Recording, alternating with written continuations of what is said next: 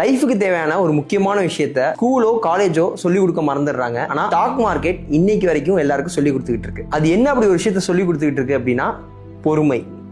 இதெல்லாம் ஒரு விஷயமா அப்படின்னு சொல்லி பாக்குறவங்களுக்கு தோணலாம். லைஃப்ல நீங்க சக்சஸ்ஃபுல்லா எடுத்தவங்களை எல்லாரையும் எடுத்துக்கிட்டீங்க அப்படின்னா அவங்களோட லைஃப்ல இந்த பொறுமை அப்படிங்கிற விஷயம் தான் வந்து பாத்தீங்கன்னா அவங்களுக்கு ஒரு பெரிய இம்பாக்டை கிரியேட் பண்ணிருக்கும். நம்ம ஸ்கூல் லைஃப்லயா இருக்கட்டும், காலேஜ் லைஃப்லயா இருக்கட்டும், அடுத்தவங்களை விட நம்ம போட்டி போட்டு எப்படி மேல வரலாம் அப்படிங்கறது தான் நம்ம அந்த சிச்சுவேஷன் நமக்கு புரிய வச்சிருக்குமே தவிர பொறுமையா எந்த ஒரு விஷயத்தையும் ஹேண்டில் பண்ண விட்டுருக்காது. பட் ஸ்டாக் மார்க்கெட் வரப்போ உங்களுக்கு காம்படிட்டரே நீங்க தான். ஏன்னா உங்களால இன்னொருத்தவங்களோட போர்ட்ஃபோலியோவை கம்பேரும் பண்ண முடியாது, கம்பேரும் பண்ணக்கூடாது. அப்படி காம்படிஷன் அப்படிங்கிற ஒரு விஷயம் இல்லாதனால நீங்க கோலுக்கு ஏத்த மாதிரி இன்வெஸ்ட் பண்ணிட்டு பொறுமையா வெயிட் பண்ணுவீங்க. அப்படி பொறுமையோட யார் மார்க்கெட் அப்ரோச் பண்ணிருக்காங்களோ அவங்க தான் லாங் டேர்ம்ல சக்சஸ் ஆயிருக்காங்களே தவிர பொறுமை இல்லாம அக்ரெசிவா என்ட்ரானவங்க எல்லாருமே மார்க்கெட் அவங்கள வெளில அனுப்பிச்சுட்டு இருக்கும். சுருக்கமா சொல்லணும்னா என்னதான் வெளி உலகத்துல விராட் கோலி மாதிரி அக்ரெசிவ் பர்சனா இருந்தாலும் ஸ்டாக் மார்க்கெட்ல நீங்க MS தோனி மாதிரி கூலா தான் ஹேண்டில் பண்ணணும்.